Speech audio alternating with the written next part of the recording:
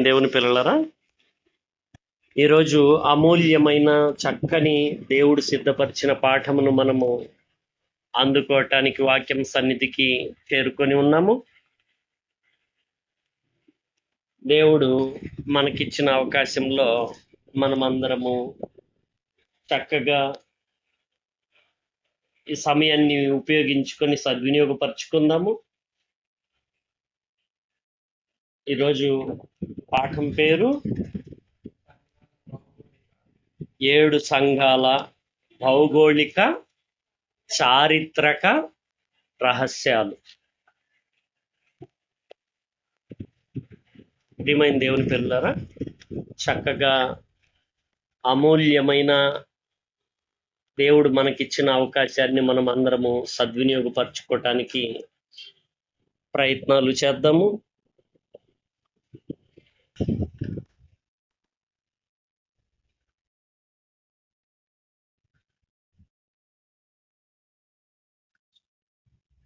మనము చక్కగా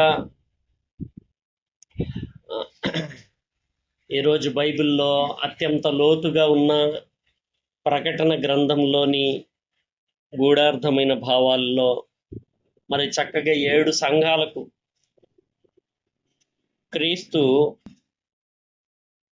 యోహాను గారి ద్వారా వ్రాయించిన సంగతుల్లోని మర్మాలను, అంటే రహస్యాలను మనం తెలుసుకోవటానికి ప్రయత్నిద్దాం. దాదాపు 2000 సంవత్సరాల క్రితము జరిగిన యథార్థ సంఘటన. అందులో 7 సంఘాలకి దేవుడు రాయించిన సంగతులు అన్నమాట ఇవి మనం చెప్పుకోవడానికి ప్రయత్నిస్తుంది.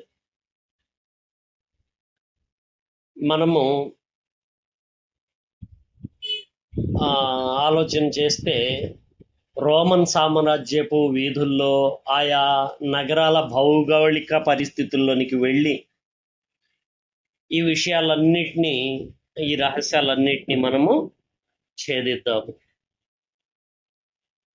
ప్రియమైన దేవుని పిల్లరా, ప్రతి విషయాన్ని మనము ఆలోచనలో నిలుపుకోవటానికి ప్రయత్నించాలి. చూడండి, ప్రకటన గ్రంథము 2వ అధ్యాయము 1వ వచనము. ప్రకటన గ్రంథము 2వ అధ్యాయము 1వ వచనము. ఎఫెసులో ఉన్న సంఘపు దూతకు ఇలాగు వ్రాయిము: 7 నక్షత్రములు తన కుడి చేతి పట్టుకొని 7 దీపస్తంభముల మధ్య సంచరించువాడు చెప్పు సంగతులేమనగా అన్నాడు. ఇక్కడ 7 నక్షత్రాలు అంటే ఏంటో పైన వచనాల్లో 1వ అధ్యాయంలో మనకు 20వ వచనంలో చివరి మాటలు చెప్పారు. చూడండి, ఆ 7 నక్షత్రములు గూర్చిన, అంటే నా కుడి చేతిలో నీవు చూచిన 7 నక్షత్రములు గూర్చిన మర్మమును, ఆ 7 సువర్ణ దీపముల సంగతియు రాయుము. ఆ 7 నక్షత్రములు 7 సంఘములకు దూతలు, అంటే బోధించే బోధకులు అన్నమాట. అంటే 7 నక్షత్రాలని తన కుడి చేత పట్టుకున్నాడంట. అంటే బోధకులు ఎవరి చేతుల్లో ఉన్నారంట? క్రీస్తు చేతుల్లో ఉన్నారంట. అర్థమైందా? నెక్స్ట్, దీపస్తంభములు అంటే 7 సంఘములు అని అన్నాడు. కింద 2వ అధ్యాయంలో 1వ వచనంలో 7 నక్షత్రములు తన కుడి చేత పట్టుకొని 7 దీపస్తంభముల మధ్య సంచరించువాడు చెప్పు సంగతులు ఏమనగా అన్నాడు. అంటే సంఘములు అనంటే అందరు కలిస్తే సంఘము. ఇలా 7 సంఘాలకు రాయించాడు కాబట్టి చెప్తున్నాడు అనమాట. ఇక్కడ దీపస్తంభాలంటే ఏంటి? ఈ సంఘానికి వచ్చే జనాలందరినీ దీప స్తంభములు అన్నాడు. అర్థమైందా? ఈ దీపస్తంభముల మధ్య ఏం చేస్తుంటాడంట? క్రీస్తు సంచరిస్తూ ఉంటాడంట. అంటే ఇప్పుడు మీ ఇంటి దగ్గర మీరు విని వెళ్ళిపోతారు కదా, మీరు వెళ్ళినప్పుడు మీ దగ్గర అందరి దగ్గర, సంఘంలో ఉన్న వారందరి దగ్గర ఆయన సంచరిస్తూ ఉంటాడంట. ఆయన నేను మీలో నివసించి సంచరించుదును అని అన్నాడు కదా. అర్థమైందా? ఇలాగా మొదలు పెట్టారనమాట ఆయన. ఇక్కడ మనము ఎఫ్ఎస్సి సంఘాన్ని గురించి ఆలోచిస్తే, గతంలో మీరు విన్నారు కదా మాటలు కొన్ని. ఎఫ్ఎస్సి సంఘం అనగానే వీళ్ళు ఏం చేశారంటే తప్పుడు బోధల్ని పరీక్షించి ఇది తప్పు బోధ అని పసిగట్టేశారు. కానీ మరి అక్కడ వచ్చేటప్పటికి ఎఫ్ఎస్సి పట్టణం యొక్క ప్రభావం వాళ్ళ మీద ఉండింది. అంటే ఆసియాలోని పెద్ద రేవు పట్టణం అంటది ఆనాడు. అర్తిమీదేవి ఆలయం అని విన్నారా మీరు? అర్తిమీదేవి ఆలయం అని ఆ రోజుల్లో ప్రపంచ మొత్తం మీద పేరు పొందిందంట. అది వింతల్లో ఒక వింతగా ఉండేదంట. అప్పుడు అంత గొప్ప పేరు ఉండేదంట దానికి. ఆ పట్టణంలోనే ఉండేది, ఎఫెసు పట్టణంలో. మరి ఆ విధంగా రోమన్ చక్రవర్తిని పూజించే ఆచారం కలిగిన వాళ్ళు ఉన్నారంట అక్కడ ఎఫెసు పట్టణంలో. అక్కడ సంఘం ఉంది. ఆ సంఘపు దూతకు రాయమంటున్నాడు. అంటే అక్కడ ఎఫెసు అంటే అర్థం ఏంటి? కావలసినది అని వస్తుంది అర్థం. కావలసినది లేదా మొదటి స్థానం అనే ఈ రెండు భావాలతో వస్తుంది అన్నమాట. మొదటి స్థానం అన్నా కావాల్సిందన్నా ఒకటే కదా. మనం ముందర కావాల్సింది ఏంటనేది ఆలోచిస్తుంటాం కదా. అట్లా అన్నమాట. కావలసినది అని రాసుకోండి అనే మాటకి అర్థం వస్తుంది. ఆ అర్థానికి తగ్గట్లుగానే అక్కడ వ్యాపార సంస్కృతి, విగ్రహారాధన మధ్య ఉంటూ వాళ్ళు మొట్టమొదటిగా క్రీస్తుని నమ్మినప్పుడు చూపిన ప్రేమ వదిలేశారంట. అర్థమైందా? వదిలేశారు. ఆ విధంగా మరి వదిలేసిన వీరిని గూర్చి ఇక్కడ ఏం చెప్పాడు? దీపస్తంభాల్ని తీసేస్తాను జాగ్రత్త అని వార్నింగ్ ఇచ్చాడు అనమాట. ప్రేమ విడిచిన సంఘంగా మనకు కనబడుతుంది. రెండో సంఘం పేరు వచ్చేటప్పటికి చూడండి, 8వ వచనంలో ఉంటుంది. 8వ వచనంలో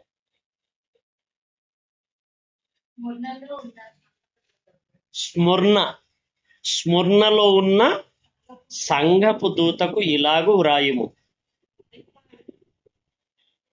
ఇది స్ముర్న అనే పేరు, దీనికి అర్థం ఏంటి అని మనం ఆలోచిస్తే, గోపరసము అనే ఒక సుగంధ ద్రవ్యం ఉంది.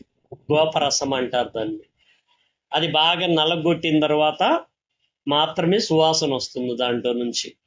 అది శవాలకు పూసేవాళ్ళు ఆ రోజుల్లో. ఈ రోజుల్లాగా ఫ్రిడ్జులు లేవు కదా, ఏసీలు లేవు కదా శవాలను పెట్టి. ఆనాడు దాన్ని పూసేవాళ్ళు. అయితే ఈ స్ముర్న సంఘంలో యేసుక్రీస్తు వారు ఏ గద్దింపు ఇవ్వలేదు.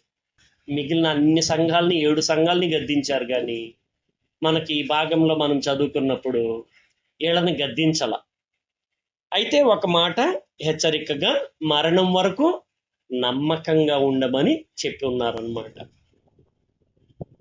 మరి నగరానికి ఉన్న ఆ పేరుకు తగ్గట్లుగా అక్కడ తీవ్రమైన హింసలు, ఆ హింసల్లో నలగొట్టబడిన వారుగా ఉండి వాళ్ళల్లో దేవునికి ఇంకా సమీపమయ్యారన్నమాట. వాళ్ళు దేవునికి సమీపం అవడానికి ఆ హింసలు కారణమైనవి అన్నమాట. ఆ విధంగా నమ్మకమైన సంఘంగా ఆ పేరుకు తగ్గట్లుగానే అక్కడ వాళ్ళు ఆ హింసల్ని బట్టి దేవునికి దగ్గరగా మారారు వాళ్ళు. మూడోది వచ్చేటప్పటికి మనకు మూడో సంఘం చూడండి, 12వ వచనంలో కనబడుతుంది. పెర్గము.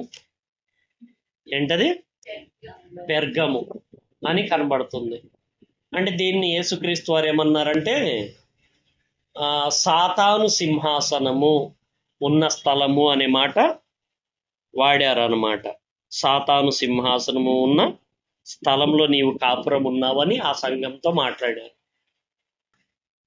అంటే ఇక్కడ రోమన్ గవర్నర్కి స్పాట్లో ఎవరినైనా చంపేసే అంతటి అధికారం, ఖడ్గబలం రోమన్ సామ్రాజ్యం ద్వారా అంది ఉన్నది. అలాంటి ప్రాంతంలో గవర్నర్ ఉన్న ప్రాంతంలో ఉన్న వాళ్ళు అన్నమాట వాళ్ళు. అందుకు యేసుక్రీస్తు వారు తన్ను తాను ఎలా పరిచయం చేసుకున్నారు ఇక్కడ?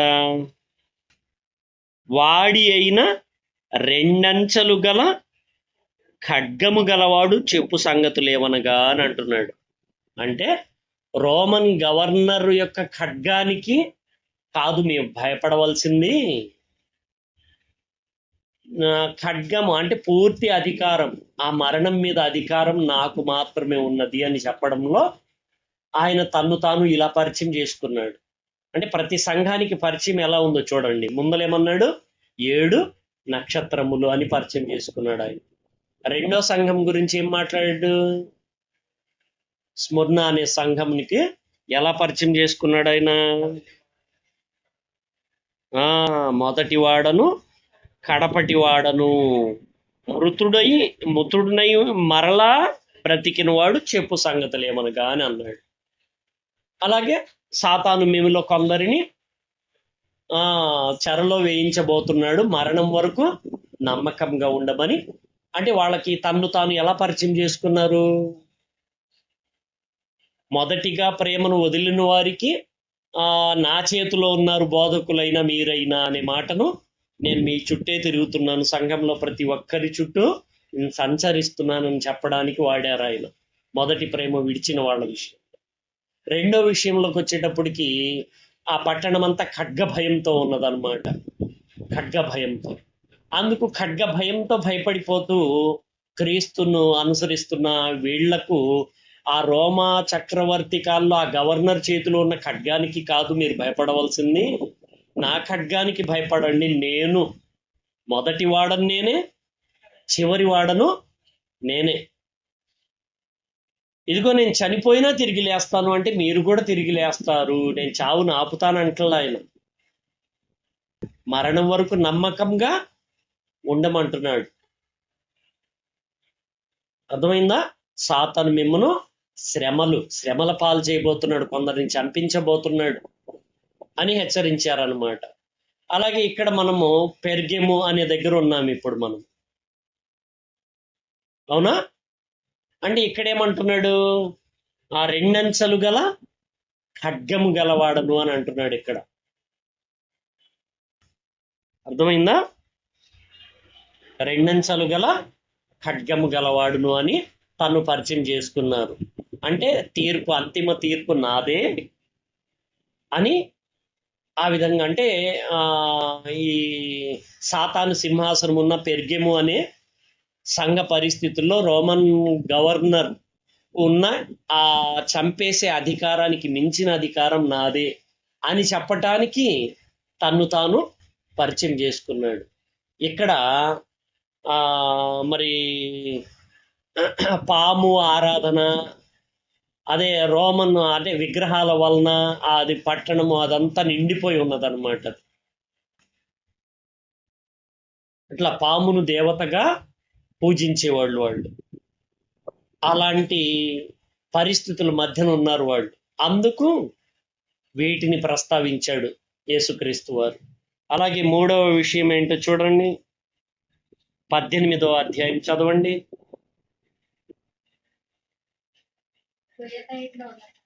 తుయతైరలో ఉన్న సంఘపు దూతకు ఇలాగ వ్రాయము. వాళ్ళు ఆ సంఘంలో పరిస్థితులు ఏంటంటే, వివిధ వ్యాపారాలు ఆ సంఘాలకు ఉండేవి. ఆ సంఘాల మధ్యన బట్టల వ్యాపారం, రాగి పనిముట్లు, అలా వ్యాపార సంఘాల్లో ఉండాలి అనంటే ఆ విగ్రహాలకు అర్పించిన ప్రసాదాలు తినాలని, అలాగే వాళ్ళ వ్యభిచార ఆచారాలు ఉండేవి, ఆచారాల్లో పాల్గొనాల్సిందేనని, లేకపోతే వ్యాపారం సాగనివ్వమని దౌర్జన్యం చేసేవాళ్ళు ఖచ్చితంగా. ఇప్పుడు ఈనాడు సినిమా పరిస్థితి ఉందనుకోండి, ఖచ్చితంగా సినిమాకి మొదట ఓపెనింగ్కి వాళ్ళు పూజ చేయాలి. వాళ్ళ కండిషన్స్ అన్నమాట అవి. ఆ యూనియన్ తాలూకు వాళ్ళందరూ అలాంటి కండిషన్ కలిగి ఉన్నారు. అలాగే ప్రతి చోట ఇప్పుడు గవర్నమెంట్ ఉంది, విగ్రహారాధనకి ఎక్కువ ప్రాధాన్యతనిస్తుంది చూడండి ఇక్కడ. ఆ టైప్గా ఆ విధంగా అక్కడ వాళ్ళు ఈ విధంగా అయితేనే అని వాళ్ళు చేసేవాళ్ళు, బలవంతం చేసేవాళ్ళు. తినాల్సిందే, ఇలా ఈ ఆధ్యాత్మిక కార్యక్రమాల్లో రాజీ పడాల్సిందే మీరు, మా డబ్బు విషయాల్లో వ్యభిచార ఆచారాలంటే మీకు రికార్డింగ్ డ్యాన్సులు అని ఇట్లాంటి రోజుల్లో ఉన్నాయి చూడండి, ప్రభుత్వం బ్యాన్ చేసింది. ఆ విధంగా ఆ రోజుల్లో ఆ ప్రభుత్వము ఆ ప్రజలు అందరు కలిసి ప్రోత్సహించేవాళ్ళు అనమాట. అలాగా మరి ఆ బలవంతం చేసేసేవాళ్ళు. అలాంటి పరిస్థితుల మధ్యన ఉన్నారు. అందులోని యజబెల్ అనే స్త్రీతో పోల్చి అలాంటి బోధలు జరుగుతున్నాయి. నీవు యజబెల్ స్త్రీని నీవు ఉండనిచ్చావు ఈ సంఘంలో అంటే సంఘంలో బోధలే స్టార్ట్ అయిపోయినాయి అంట. ఏమైందిలే, వాళ్ళ విగ్రహారాధన విషయంలో మనం రాజీ పడదాంలే అనే ఒక బోధలు వాళ్ళను బట్టి భయపడి ఏదో ఇంకోళ్ళని మారుద్దాంలే అన్న ఆలోచనతో కాదు వాళ్ళు తిన్నది. ఇప్పుడు ఈ రోజుల్లో మనకైతే అది మామూలు అంటే పరిపూర్ణమైన జ్ఞానంతో సత్యమును గూర్చిన అనుభవ జ్ఞానంతో మనం తినొచ్చని మనం అనుకుంటున్నాం, అవతల వాళ్ళని మార్చటం నిమిత్తం. దాంట్లో ఏమీ లేదని జ్ఞానంతో. కానీ అప్పటికి పరిపూర్ణమైన జ్ఞానం ఇంకా రాలా సంఘాల్లో. అప్పటికి మరి యజబెల్ లాంటి స్త్రీ బోధలు స్టార్ట్ అయిందంట. యజబెల్ అంటే ఎవరో తెలుసు కదా మీకు? రౌడీ రాణి అంటే ఆహాజు భార్య, అవునా? ఆహాబు భార్య. ఆ ఆహాబు భార్య రాణిగా ఉండింది. ఆమె పెత్తనంతో ఆ రాజును మార్చేసింది, భర్తను, ఆ ప్రజల్ని కూడా అలాగే బ్రతకనిచ్చేసింది. అలాంటి ఆమెతో పోల్చిన బోధలు జరుగుతున్నాయంట అక్కడ. ఆమె కూడా ఉపవాసం చాటించండి అని దౌర్జన్యముగా ఆ రోజులలో ఆ ద్రాక్ష తోట ఆ పేదవాడి చేతుల్లోంచి లాక్కోవటానికి ఆమె కుట్ర పన్ని ఉపవాసం ప్రకటింపజేసింది అనమాట. ఆ టైపు బోధలు ఇక్కడ జరుగుతున్నాయంట. అందుకు వార్నింగ్ ఇచ్చారు. తన్ను తాను ఎలా పరిచయం చేసుకున్నారు ఇక్కడ చదవండి.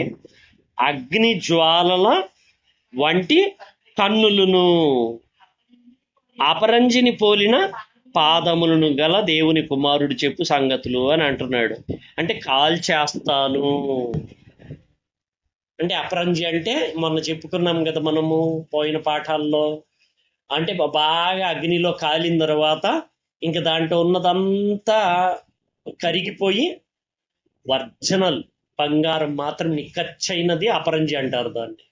అపరంజి పాదములు అని అన్నాడంటే మొత్తాన్ని అగ్నిలో వేస్తున్నాను అనే మాటకి, అంటే వాళ్ళ క్రియలు పరిస్థితుల ప్రభావాలకి తగ్గట్లుగా తను తాను పరిచయం చేసుకుంటున్నాడు. ఇప్పుడు నేను కూడా మీతో బోధలు చేసేటప్పుడు ఎలా చేస్తుంటాను అంటే మీ విషయాల్ని తీసుకుంటూ ఉంటాను చూడండి.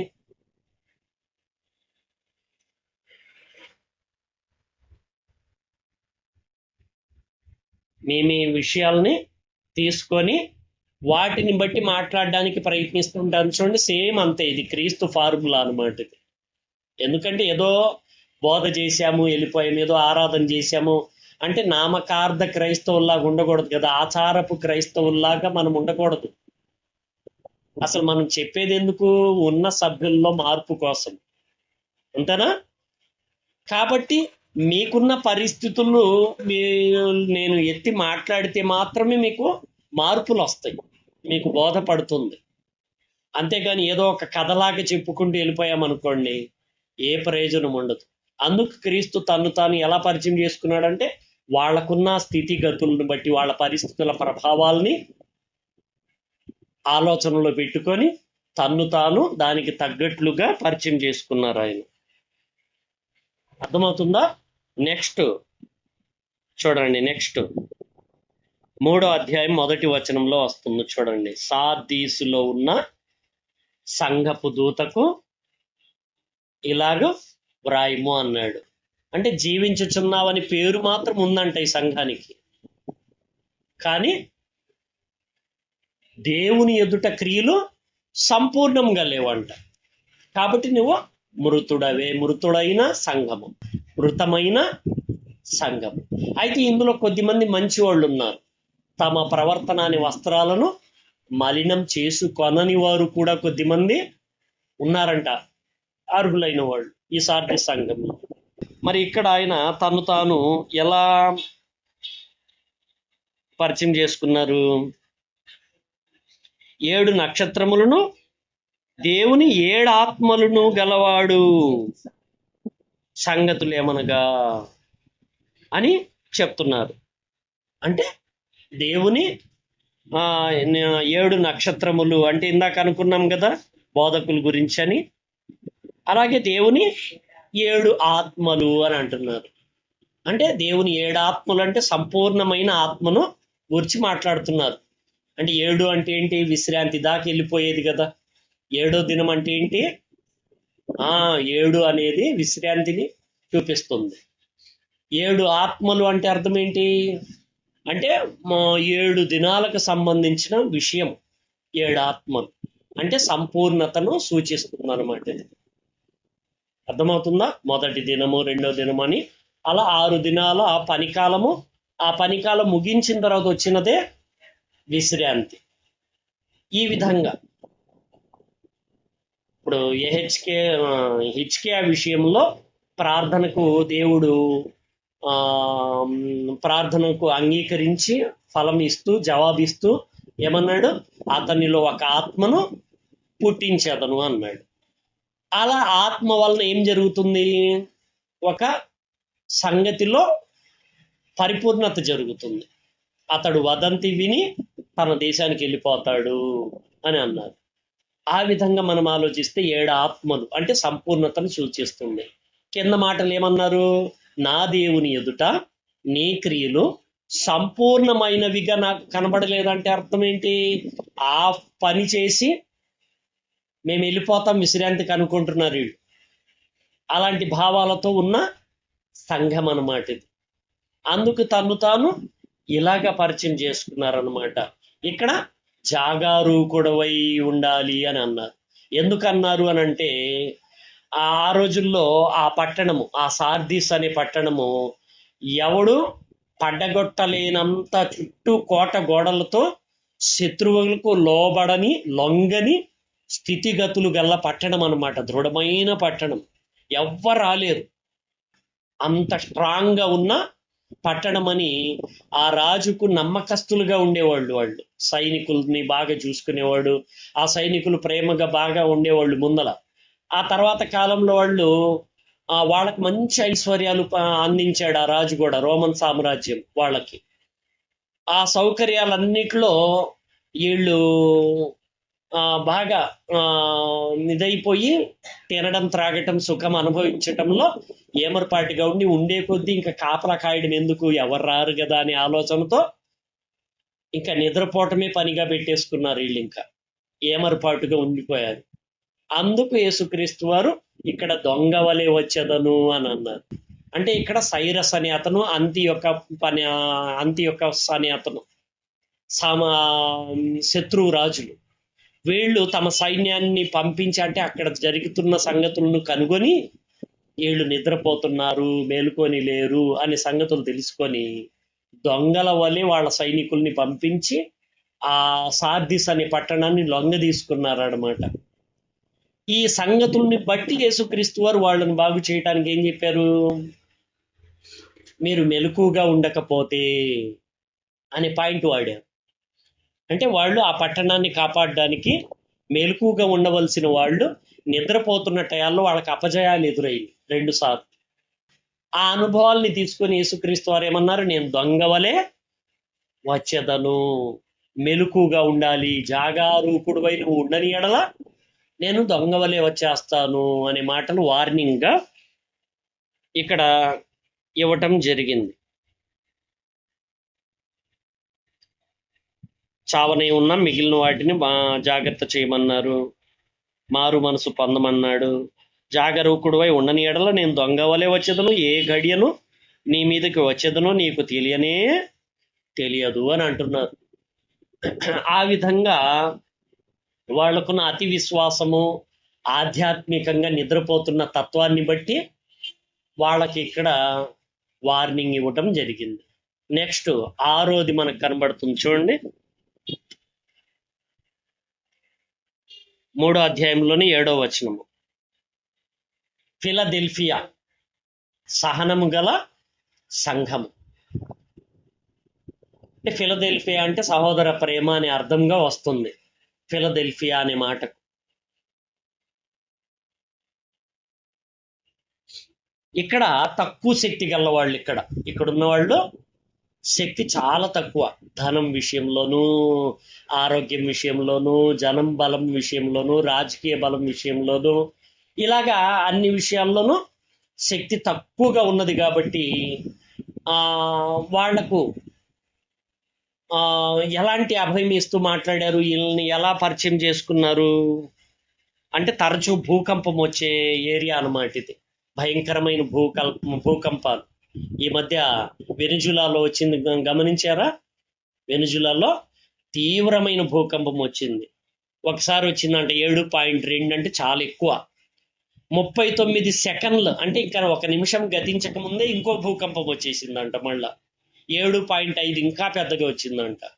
పెద్ద పెద్ద బిల్డింగ్లు, అపార్ట్మెంట్లు పెద్దవి, ఎయిర్పోర్ట్తో సహా అన్ని అతలాకుతలమైపోయినాయి, పడిపోయినాయి, కుప్పకూలిపోయినాయి, శవాలు గుట్టలు. ఇంకా ప్రస్తుతం ఇప్పుడు జరుగుతున్నది. ఆ టైప్గా మనం అనుకున్న ఈ ఫిలదెల్ఫియా అనేది భూకంపాల భయాలతో ఎప్పుడు చనిపోతామో తెలియక, వాళ్ళకు బలం లేక, బలహీనులై ఉండి కూడా నమ్మకంగా నడుస్తున్నారంట. నీకున్న శక్తి కొంచెమైనను నీవు నన్ను ఎరగను అనక అనే మాట వాడారు కదా. కాబట్టి నీ ఎదుట తలుపు తీసి ఉంచి ఉన్నాను, నువ్వు భయపడబాక. ఇప్పుడు ప్రమాదాలు వచ్చినప్పుడు, బస్సు కాలిపోయినప్పుడు తలుపు రాక చనిపోయిన వాళ్ళు ఉన్నారు కదా చాలా మంది. ఈ భూకంపాల్లో బయటికి రావటానికి దారి లేక చనిపోయిన వాళ్ళు ఉంటారు కదా. అందుకు ఆయన ఎలా పరిచయం చేసుకున్నారు ఇక్కడ? దావీదు తాళపు చెవి కలిగిన వాడను అని అన్నాడు. ఎవడును వేయనేరని తీయనేరని, ఎవడును వేయనేరకుండా తీయనేరకుండా, వేయువాడును తీయువాడు అని ఇలా పరిచయం చేసుకున్నారు ఆయన. అలాగే ఉంటుంది చూడండి. దావీదు తాళపు చెవి కలిగి ఎవడును వేయలేకుండా తీయువాడును, ఎవడు తీయలేకుండా వేయువాడునైన సత్య స్వరూపియగు పరిశుద్ధుడు చెప్పు సంగతులేమనగా అని మొదలు పెట్టారు. అంటే వీళ్ళ పరిస్థితులను బట్టి అలా పొద్దాకల ఇళ్ళు కట్టుకోవాల్సి వచ్చేది, మారాల్సి వచ్చేది, చాలా ఇబ్బందులు పడాల్సి వచ్చేది. వీళ్ళ పరిస్థితుల ప్రభావాలని బట్టి వీళ్ళను ఏమన్నాడంటే, జయించు వారిని నా దేవుని ఆలయంలో ఒక స్తంభముగా చేసేదను, అతడు ఇంకెప్పటికీ వెలుపలికి పోడు, అంటే ఇంకా మీరు ఇళ్ళు మారాల్సిన పని లేని స్థితి మీకు తీసుకొని వస్తానని వాళ్లకున్న పరిస్థితుల ప్రభావాల్ని బట్టే వాళ్లను తన్ను పరిచయం చేసుకొని వాళ్ళకి చెప్తున్నాడు అన్నమాట. అర్థమవుతుందా మీకు స్పష్టంగా? అలా మన పరిస్థితుల ప్రభావాల్ని బట్టి మన దగ్గరికి వస్తూ ఉంటాడు దేవుడు. దేవునికి చాలా పేర్లు ఉన్నాయి. అంటే పనికి పేరు అన్నమాట. పేరు అనేది పనిని బట్టి పేరు అన్నమాట ఆయన. అలాగే ఇప్పుడు మన దగ్గర కూడా తిరుగుతూనే ఉంటాడు దేవుడు. అంటే మన దగ్గర తిరుగుతూ ఉంటాడంటే మన పరిస్థితుల ప్రభావాలను బట్టి మనల్ని ప్రేరేపిస్తూ ఉంటాడు, మనల్ని ప్రోత్సహిస్తూ ఉంటాడు, మనల్ని హెచ్చరిస్తూ ఉంటాడు, గద్దిస్తూ ఉంటాడు ఆయన.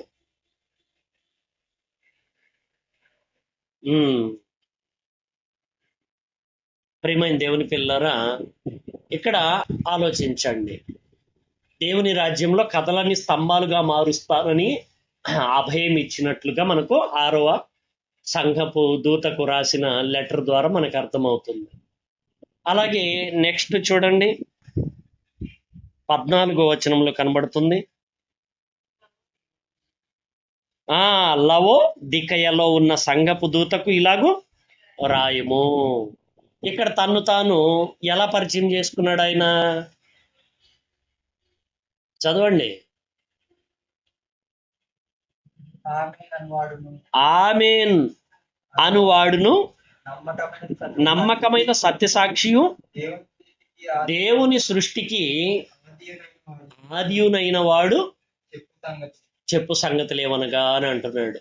ఇక్కడ ఆ నగరంలో సొంత నీటి వనరులు లేవంట. ఇక్కడ హీరాపాలిస్ అని అనే ప్రాంతం నుంచి వేడి నీళ్లు, కొలసయి అనే ప్రాంతం నుంచి చల్లని నీళ్లు ఆ పైపుల ద్వారా లాక్కునేవాళ్ళు అంట వీళ్ళు. ఆ లాక్కునేటప్పటికి రెండు కలిసి ఒక చోటకి వచ్చేటప్పటికి రెండు కలిసి వచ్చేలాగా ఉంటాయి అంట అవి.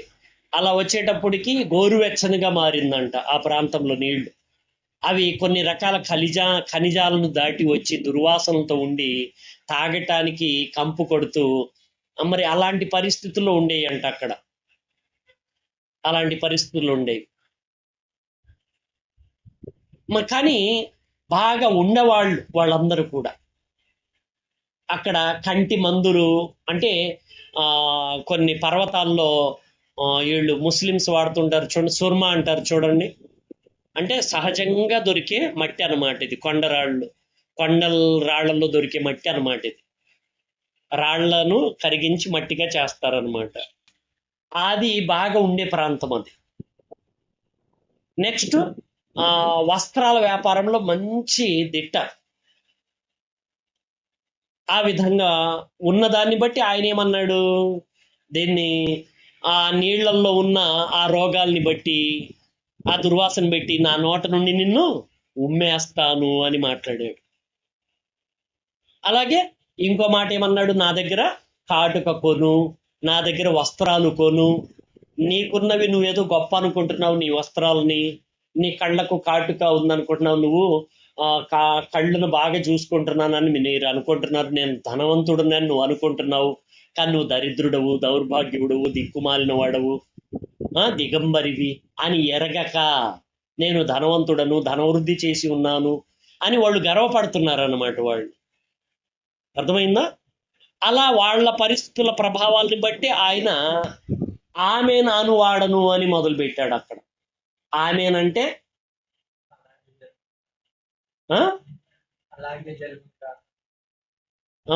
అలాగే జరుగును గాక, అవును గాక, నిశ్చయము, అట్లా అన్నమాట. దీన్ని సంస్కృతంలో తదాస్సు అంటారు. తదాస్సు దేవతలు ఉంటారు, జాగ్రత్త అంటుంటారు చూడండి. లేదన్నా మనం అనుకుంటుంటే వాళ్ళు ఏమంటారు, గబాలన అనబాక, తదాస్తు దేవతలు గబాలన తదాస్తు అనేస్తారు అని అంటారు. ఆ తదాస్తు అంటే అర్థం ఏంటో కాదు, ఆమెన్ అనే మాటే తదాస్తు, రెండు సమానమైన మాటలే. తథా అంటే అవును అని, అస్తు అంటే గాక అనే మాట. అంటే రెండు పదాల కలయికే తథాస్తు. అర్థమైందా? అంటే యేసుక్రీస్తు ఆమెన్ అంటేనే ఎవరికైనా జరిగిద్దంట, గుర్తుపెట్టుకోండి. అది అన్యులైన. అయ్యో, క్రీస్తు స్వయంగా మాట్లాడిన మాట. అయ్యో, సందర్భాన్ని బట్టి చెప్పండి వచనము. అయ్యో,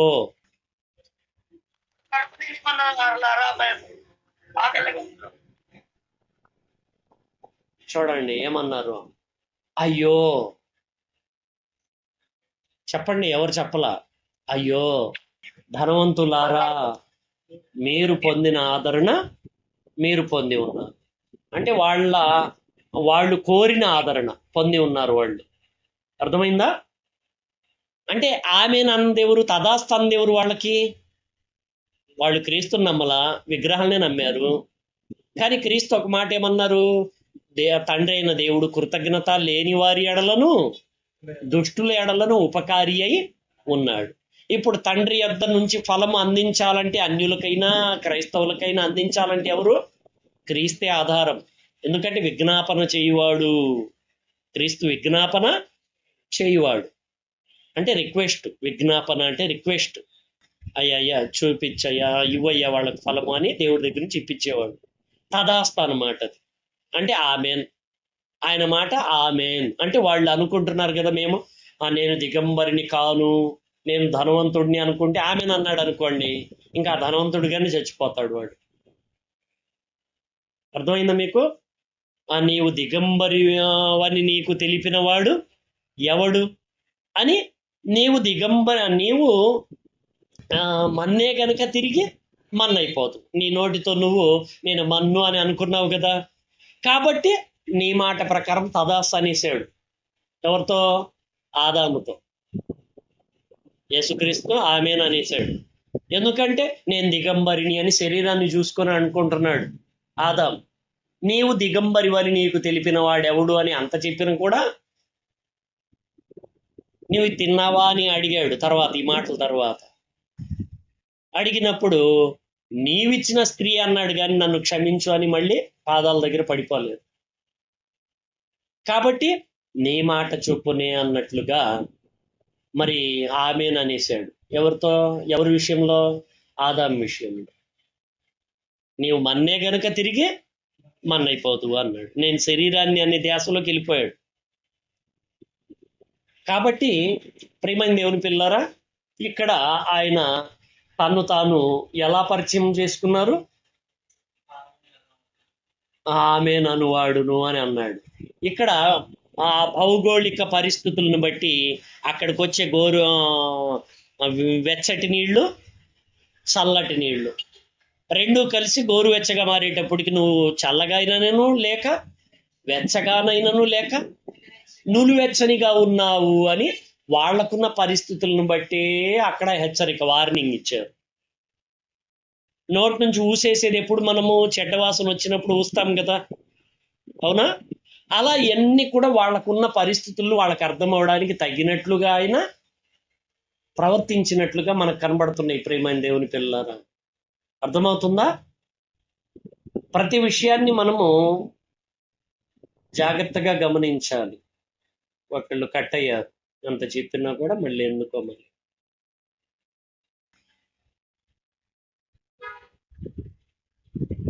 అక్కయ్య కట్ అయింది. ఉంది ఉంది ఉంది. ఓకే. ప్రియమైన దేవుని పిల్లరా, ఆలోచించండి.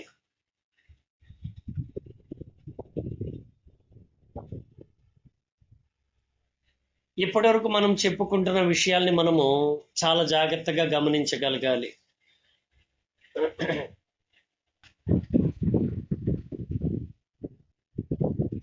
ఇప్పుడు ఆ 7 సంఘాలు ఉన్న దేశం టర్కీ దేశం. ఆ ఎఫెసు కానీ ఆ ప్రాంతాలన్నీ కూడా ఒక 7 సంఘాలు ఇప్పుడు ప్రస్తుతం టర్కీ దేశం అన్నమాట ఇప్పుడు ఉంది ఆ దేశం. అయితే ఆ రోజుల్లో వచ్చేటప్పటికి ఆ దేశ జనాభా మొత్తం మీద 20 నుంచి 25% దాకా ఉండేవాళ్ళు అంట క్రీస్తు నమ్మిన వాళ్ళు 7 సంఘాలు ఉన్న కాలంలో.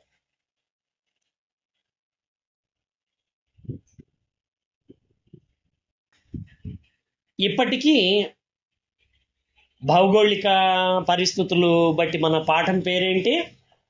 7 సంఘాల భౌగోళిక చారిత్రక రహస్యాలు. వీటిని బట్టి మనం మాట్లాడుకుంటే ప్రస్తుతం 8.5 కోట్ల మంది జనాభా ఉన్న వాటిల్లో కేవలము 0.2% మాత్రమే ఉన్నారంట క్రైస్తవులు. అంటే 99% పైన ముస్లిమ్స్ ఆధిక్యత. ఆ దేశం ముస్లిమ్స్ దేశం అన్నమాట ప్రస్తుతం ఉన్నది. ఆనాడు యేసుక్రీస్తు వారు ఇచ్చిన వారికి తగ్గట్లుగా ఇప్పుడు ప్రస్తుతము పరిస్థితులు అలా జరుగుతున్నాయి. అక్కడ ఎఫెసీ పట్టణం ఆయన ఏమన్నాడు? దీపస్తంభమును నీ చోట నుండి తీసివేయుదును అన్నాడు కదా. అలా ఈ రోజుల్లో మనము చూసుకుంటే ఆ ఎఫెసీ సంఘంలో మరి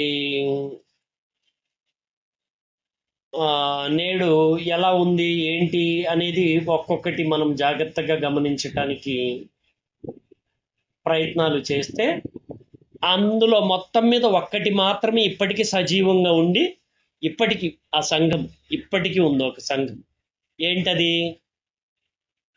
చెప్పండి? ఇప్పటి వరకు విన్నదాన్ని బట్టి ఏ సంఘము ఇప్పటికీ సజీవంగా ఉండే ఛాన్స్ లేనికుంది? స్ముర్ణ అంటే ప్రస్తుతం ఇజ్మీర్ అని ఉందంట దానికి పేరు. ఇప్పటికీ ఆరాధనలు జరుగుతూనే ఉన్నాయంట. మిగిలినవన్నీ కూడా మ్యూజియాల్లో పురావస్తు శాఖ ద్వారా చారిత్రక ఆ శిథిలాలు గుర్తింపుల్లో మ్యూజియాల్లో పెట్టుకున్నారంట. మిగిలినవన్నీ కూడా ఏది మిగిలిన 6 సంఘాల విషయాలు మొత్తం శిథిలావస్థలోకి వెళ్ళిపోయినాయి అనమాట. అక్కడ క్రీస్తుని నమ్మారంటే ఒప్పుకోరనమాట. అలాంటి పరిస్థితి భీకరంగా ఉంది. బయటికి చర్చిలు ఉండవు. అంతా ఇళ్లలో భయముగా వాళ్ళు క్రీస్తును అంత భయంకరమైన పరిస్థితుల్లో సైతము మరి క్రీస్తును నమ్మిన వాళ్ళు ఉన్నారంటే కానీ తక్కువ మంది అంట వాళ్ళ ఇళ్లల్లో రహస్య ప్రార్థనలు చేసుకుంటూ ఉంటారంట. ఇప్పుడు ప్రస్తుతం వాళ్ళ బంధువులు వాళ్ళని వెలివేసేస్తారంట, ఉద్యోగాలు తీసేస్తారంట, పరాయి దేశపు మతంగా భావించి వెలివేసేస్తారంట. అలా కొత్తగా చర్చిలు కట్టుకోవడానికి పర్మిషన్స్ ఇవ్వరంట. చాలా కష్టం అంట. అలాంటి ఇబ్బందుల మధ్యన 2023 సంవత్సరంలో టర్కీ దేశంలో ఒక విప్లవాత్మకమైన మార్పులు వచ్చినాయి. వీళ్ళ ఉన్న కొద్ది మంది ప్రార్థనలు, ఆ సత్క్రియల చేత, వాళ్ళ యొక్క సత్క్రియల వలన దేవుడు కరుణించి 2023 సంవత్సరానికి ప్రస్తుతం ఆ ప్రభుత్వానికి ఒక చర్చి నిర్మాణానికి వీళ్ళు ప్రయత్నించినప్పుడు టర్కీ ప్రభుత్వపు ఆధీనంలో నడిపించుకునేందుకు పర్మిషన్ ఇచ్చారంట. ఒక చర్చి మాత్రం కట్టారు 2023లో. శాటిలైట్ ఛానల్ ద్వారా ఆ ప్రభుత్వం ఆధీనంలో జరుగుతూ ఉండిద్దంట అది ప్రస్తుతం. అలాగ ప్రియమైన దేవుని పిల్లరా, ఈ విధంగా అన్ని మనం ఆలోచించుకుంటూ ఉంటే ఎఫ్సి సంఘానికి దేవుడు ఏమన్నారు? 7 ఎలా పరిచయం చేసుకున్నారు ఆయన తను తాను? 7 నక్షత్రములను తన కుడి చేత పట్టుకొని 7 దీప స్తంభముల మధ్య సంచరించువాడు అని చెప్పుకున్నారు. వారు ఎంతో కష్టపడ్డారు, తప్పుడు బోధనలు పరీక్షించారు, కానీ మొదటి ప్రేమను వదిలేశారు. అర్థమైందా? అంటే ఆధ్యాత్మికమైన విషయం ఏంటంటే, సంఘం ఎంత గొప్పగా పనిచేసిన క్రియలు ఉన్నా ఆత్మీయ ప్రేమ లేకపోతే, పౌలు గారు ఏమన్నారు? ప్రేమ లేనివాడనైతే నేను వ్యర్థుడు. నా ఆస్తంతా పేదలకు ఇచ్చేసిన, నా శరీరం తగలబెట్టడానికి నేను, అంటే ఈ రోజుల్లో అవయవ దానాలంటూ గొప్పగా వాళ్ళని తెగ పొగుడుతున్నారు కదా బతికి ఉన్నవాళ్ళు, అలా ఇచ్చిన వాళ్ళ గురించి. అలా నా శరీరం అంతా అలా దానం చేసేసిన నేను ప్రేమ లేని వాడనైతే వ్యర్థుడను అని ఇలా చెప్పారు కదా. ఆ టైప్గా ఎఫ్సి సంఘము ఆ దీపస్తంభాన్ని తీసేస్తానన్నాడు. దీపస్తంభాల మధ్యన తిరుగుతూ ఉంటాననే ఒక అధికారిని నేను అని ప్రభు గుర్తు చేసిన సందర్భం మనకు కనబడుతుంది. అలాగే స్ముర్ణ అనే సంఘము రెండోది, మొదటి వాడను కడపటి వాడను మృతుడునై మరలా బ్రతికాను అని అన్నాడు కదా. తను తాను అలా పరిచయం చేసుకున్నారు. ఈ సంఘంలో ఎలాంటి లోపాలు లేవు, కానీ పేదరికము, ఆ మరణ భయము, ఆ హింసల గుండా ప్రయాణించేవాళ్ళు అనమాట వాళ్ళు. అక్కడ చక్రవర్తి కోసం ప్రాణాలు కోల్పోవాల్సిన స్థితిలో ఉన్న వారికి అభయమిస్తూ ఆయన చెప్పాడు, బ్రతికించేవాడు నేనే, నేను చనిపోయి కూడా తిరిగి లేచాను, మిమ్మల్ని కూడా లేపుతాను, అంతవరకు నమ్మకంగా మరణం వరకు ఉండమన్నారు వాళ్ళని. నేను జీవ కిరీటం ఇస్తానని వాళ్ళకి అభయం ఇచ్చినట్లుగా మనకు కనబడుతుంది. మూడోది ఏంటి? పెర్గెము సంఘము 2 అంచులు గల ఖడ్గము గలవాడను అని ఆయన తను తాను పరిచయం చేసుకున్నారు. ఇక్కడ బిలాము బోధ, నికోలాయితుల బోధను అనుసరించి విగ్రహార్పితములను తినడంలో యెజెబెలు బోధను, ఇలాంటివి అవన్నీ దూరిపోయినాయి అన్నమాట అక్కడ. అందుకు దీన్ని ఏమన్నాడు? సాతాను ఏమన్నాడు ఇక్కడ అంటే విగ్రహార్పితము గురించి. అగ్ని జ్వాలలు వంటి కన్నులను అని అన్నాడు. అంటే కాల్చేస్తాను, అంటే నా కన్నులకు మరుగైనది ఏది లేదు అని దహించేసిద్ది కదా అగ్ని అనగానే. అందుకు ఆయన తను తాను అగ్ని జ్వాలలు వంటి కన్నులు, అపరంజి వంటి పాదములు అని మొత్తాన్ని తీసేస్తాను పాపం మొత్తాన్ని అనే మాటగా ఆయన అలాగా. అంటే ఆ నగరంలో రాగి లోహాల వ్యాపారాలు బాగా జరిగేవంట. రాగి లోహాలు అంటే వీటిని అగ్నిలో వేసినప్పుడు వాళ్ళు రహస్య పాపాలను కూడా కాల్చి వేసే చూపు గల్లవాడును.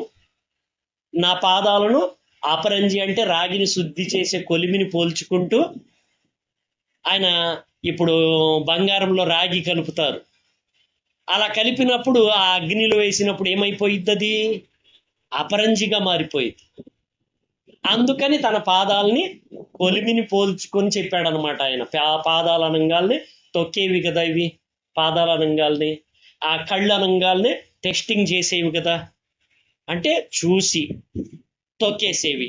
ఈ రెండింటిని బట్టి ఆయన కళ్ళు అగ్ని వంటివి, అపరంజి వంటి పాదాలతో తను తాను అలా చెప్పి వాళ్ళ వ్యాపార రహస్యాలు, వ్యభిచారపు ఆత్మీయ వ్యభిచారపు జీవితాలను మొత్తం శుభ్రం చేసేస్తాను, నా దగ్గర నా కళ్ళకి ఏవి దాచలేరు అని చెప్పడానికి. అలాగే నెక్స్ట్ సార్దీస్ సంఘము. ఇక్కడేమన్నాడు? 7 ఆత్మలను 7 నక్షత్రములు గలవాడను అన్నాడు. ఇక్కడ జీవించుచున్నావని పేరు మాత్రం ఉంది మనుషుల మధ్య నీకు, కానీ దేవుని ఎదుట మాత్రము నువ్వు మృతుడు అని అక్కడ బయట గొప్పగా ఎంతగా కనపడినా కూడా మరి ఇది పరిపూర్ణమైనది కాదు నీ ఆత్మ అని చెప్పడానికి ఇక్కడ విషయము ఉపయోగించారు. నెక్స్ట్ 6వది ఏంటి? ఫిలదెల్ఫియా సంఘం. అంటే ఇక్కడ తాళపు చెవుల గురించి మాట్లాడారు. నేను వేస్తే ఎవరు తీయలేరు, నేను తీస్తే ఎవరు మూయలేరు. ఎందుకంటే జనము అయ్యో మా ఆయన ఒప్పుకుంటేనే, మా ఆయన తలుపు తీస్తేనే, మా ఆయన ఒప్పుకుంటే తాళం తీసినట్టు నేను వచ్చేస్తాను వాక్యానికి. మా ఆయన ఒప్పుకోకపోతే డోర్ వేసేస్తే నా వల్ల ఏమైంది చెప్పండి, నేను బలహీనరాలని కదా అని మాట్లాడే వాళ్ళు లేరు ఇక్కడ ఈ సంఘంలో. నా భర్త అధికారం కంటే నా దేవుని అధికారం గొప్పది అని ఇలా దేవునికి తమకున్న కొంచెం శక్తి, పురుషాధికారము, పురుష అహంకారాల మధ్యన నలిగిపోయే మహిళలు కూడా ఏం చేశారంటే తమకున్న కొంచెం శక్తిని కూడా వాక్యము కాదు అనక, ఎరగను అనక వాక్యమును గైకొంటివి గనుక నీ ఎదుట తలుపు నేను తాళం తీసేది మీ ఆయన కాదు, నేను తాళం తీసేది నీ రోగం కాదు, నీ రోగం కాదు తాళం వేసేసేది, తాళం తీసేది నీ ఆరోగ్యం కాదు. తాళం తీయటం అంటే ఆరోగ్యం, తాళం వేయటం అంటే రోగం కదా, రోగం అంటే మనల్ని రానివ్వదు కదా. కాబట్టి తాళం వేసినట్టు రోగం వలన కాదు తాళం వేయటం. నేను శిక్షిస్తే నువ్వు వాక్యం దగ్గరికి రోగంతో రాలేకపోయావంటే ఇది నా శిక్ష, నేను నీకేసిన శిక్ష అని చెప్పడానికి. అలాగే నేను తీశాను అనంటే ఇది మీ ఆయన పంపిస్తూ నువ్వు వచ్చావు కాదు, నేను పంపిస్తే నువ్వు వచ్చావని మనకు చెప్పడానికి. అంటే ఆ సంఘములతో ఆత్మ చెప్పుచున్న మాట అని మాటలు కూడా మాట్లాడుతూ వచ్చారు కదా. అంటే ఒక్క సంఘానికే కాదు, ఎఫెసీ సంఘం అనగానే ఆ ఎఫెసీ ఒక్క సంఘానికి కాదు, ఆ లెటరు సంఘములతో అనే మాటలు వాడుతూ వచ్చాడు చూడండి. అన్నాడా? ప్రతి చోట సంఘములతో ఆత్మ చెప్పుచున్న మాట చెవి గలవాడు వినుగా కానీ ఎండింగ్ లో చెప్పుకుంటూ వచ్చాడు. అంటే మనకు వర్తిస్తుంది, గుర్తుపెట్టుకోండి. ఆనాడు రోమన్ సామ్రాజ్యంలో ఒక ద్వారం లాంటిదంట ఫిలదెల్ఫియా అనేది. అంటే అన్ని జనులకు సువార్త ప్రకటించటానికి ఒక తలుపు లాంటి ప్రాంతం అంటది ఫిలదెల్ఫియా. అందుకు ఇలాంటి మాటలే, వాళ్ళ అనుభవాల్లో ఉన్న మాటలే ఎత్తి వాళ్ళకు బోధపడేలాగా చక్కగా అరటికాయ ఒలిచి ఆ బిడ్డకు తినిపించటానికి అందులో టాబ్లెట్ పెట్టి మింగదు కాబట్టి ఆ బిడ్డకు తినిపిస్తుంటారు చూడండి. చిన్నపిల్లల్ని ఈ రోజున మాత్రం లేపడానికి అలాంటివి చేస్తుంటారు. మన పవన్కి అలాగే చేసింది వాళ్ళ అమ్మ చిన్నప్పుడు. నేను కూడా వేసేవాడికి. నేర్చుకున్నాం కదా ఎఫెసీ సంఘము. ఇప్పుడు వచ్చేసి దాని పేరు సెల్ బుక్ అంట. ఇప్పుడు ప్రస్తుతం ఆ పట్టణం. అయితే ఒకప్పుడు గొప్ప రేవు పట్టణం అని అనుకున్నాం కదా ఇందాక మనము. రేవు అంటే ఓడలు నిలుస్తాయి చూడండి. ఇప్పుడు కాకినాడ రేవు ప్రాంతం కదా, విశాఖపట్నం రేవు ప్రాంతం అలాగనమాట. అంటే షిప్పులు వస్తాయి. అలాంటి ప్రాంతంలో ఆసియాలోని పెద్ద రేవు అనమాట అది. ఈనాటికి వచ్చేటప్పటికి యేసుక్రీస్తు వారు గద్దించినట్లుగానే ఇప్పటికి సముద్రం వెనక్కి వెళ్ళిపోయి ఆ పూర్వ వైభవం అంతా పోయి శిథిలావస్థలోకి వెళ్ళిపోయిందంట అది ఆ ప్రాంతం. నెక్స్ట్ స్ముర్ణ. స్ముర్ణ అనేది ఇజ్మీర్ అని ఉంది ప్రస్తుతం దాని పేరు. నేటికి కూడా ఇది ఒక అద్భుతమైన అతిపెద్ద ఆధునిక నగరంగా వర్ధిల్లుతోందంట. అంటే ప్రాచీనమైనవన్నీ శిథిలాల కింద చూసుకోవడమే. అక్కడ చర్చిలు లేవు అక్కడ కూడా. అంటే ఇందాక మనం చెప్పుకున్న అంటే స్ముర్నాలో మాత్రమే ఉంది చర్చి, మిగిలిన వాళ్ళు లేవు. మనం ఇందాక చెప్పుకున్నాం కదా, స్ముర్నాలో సజీవంగా అప్పటిది ఇప్పటికి కూడా ఉందంట. పెర్గెము నెక్స్ట్. ఇక్కడ బెర్గమా అని పేరులో ఉందంట ఇప్పుడు ప్రస్తుతం ఆ ప్రాంతం. బెర్గమా పురాతన కొండలపై ఉన్న కోట శిథిలాలు నేడు బెర్గమా అనే ఆధునిక నగరము అక్కడ ఉందంట. సాతాను సింహాసనంగా పిలువబడుతుంది.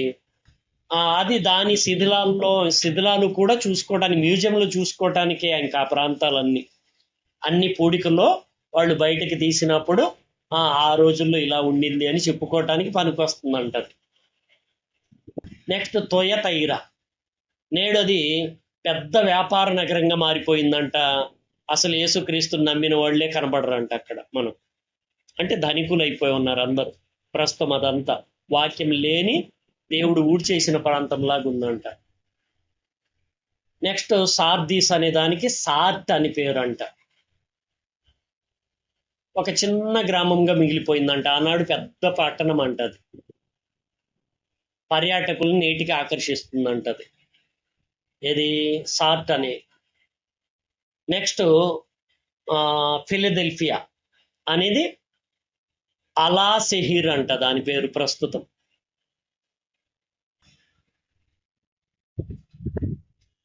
అలా సెహీర్. అక్కడ వచ్చేటప్పటికి ఆధునిక ఇళ్ళు వెలిసాయంట ఇప్పుడు ప్రస్తుతానికి. బైజుంటైన్ కాలం నాటి సెయింట్ జాన్ చర్చికి సంబంధించిన పెద్ద స్తంభాలు మాత్రమే మిగిలాయంట అక్కడ. ఇక్కడ మనకు ఇప్పుడు హిస్టరీలో ఇప్పుడు చరిత్రను చూస్తే నాకు అర్థమవుతున్న విషయం మీకు చెప్తున్నాను. ఇప్పుడు భౌగోళికంగా పరిస్థితుల్ని నేను ఇప్పుడు చూసి చెప్తున్నాను మీకు. అర్థమైందా? ఇది మాత్రమే. ఇంకా లవదీకుయ అనేది ఇప్పుడు ప్రజెంట్ డెవెజ్గి అని ఉందంట. 7వ సంఘము గురించి మనం మాట్లాడుకున్న ఆ ప్రాంతం. ఇది పూర్తిగా భూకంపాల వలన నాశనం అయిపోయి ప్రస్తుతం డెనిజ్గి అనే నగరానికి సమీపంలో దీని శిథిలాలు ఉన్నాయంట. ఆనాటి గోరువెచ్చని నీటి పైపుల శిథిలాలు పురావస్తు శాఖ వారు ఇక్కడ కనుగొన్నారంట. ఇప్పుడు ప్రస్తుతం ఆ పైపులు కనబడినాయి అంట ఆనాటిలో, అంటే తవ్వకాల్లో. ఇప్పుడు అది కనుమరుగైపోయింది పట్టణము. దాని పక్కన వెలిసిందంట పట్టణాలు. ఇప్పుడు మనం చెప్పుకునే పక్క పక్కన పట్టణాలు వెలిసినాయి. ఒక పట్టణం మాత్రం బాగా వర్ధిల్లుతుంది అక్కడే, ఇంకోటి మాత్రం చిన్న గ్రామం లాగా ఉంది. ఒక స్ముర్ణ మాత్రమే ఇప్పటికీ ఆ చర్చ్ ఇప్పటికీ ఆరాధనలు జరుగుతున్నాయంట. అంటే అలాగా దేవుడు వాళ్ళని దీవించాడు, వాళ్ళని గద్దించలేదు. అర్థమైందా? అంటే తీవ్రంగా గద్దించిన ఇవన్నీ కూడా ఆయన గద్దింపులకు తగ్గట్లుగా నామరూపాలు లేకుండా పోయినాయి అంటుంటారు చూడండి. ఆ విధంగా జరిగింది. ప్రియమైన దేవుని పిల్లలారా, గుర్తుపెట్టుకోండి. మనము గురువారం చెప్పుకోవడానికి ఆ సమయానికి ప్రయత్నిద్దాము. అయితే ఇంకో ముఖ్య ప్రకటన చేయాలి మీకు క్రమం తప్పకుండా గురువారం మాత్రమే కాక శుక్రవారం రోజు మనకు సాతులూరు గ్రామంలో మన మాధవి గారి తాలూకు అక్కడ లూథరన్ చర్చిలో మీటింగ్ ఉంది. సాయంత్రము ఇక్కడి నుంచి ఆటో బయలుదేరుతుంది. మరి రావాల్సిన వాళ్ళు రావచ్చు. అట్లా 6:00కల్లా అట్లా బయలుదేరుతుంది ఇక్కడి నుంచి. చాలా బాగా జరుగుతుంది. మంచి సబ్జెక్ట్. అందరు రావాల్సిందిగా ప్రభు పేరిట ఆహ్వానిస్తూ ముగింపు ప్రార్థన మన మధ్య ఉన్న మాధవి గారు చేయవలసిందిగా ప్రభు పేరిట ఆహ్వానిస్తున్నానండి.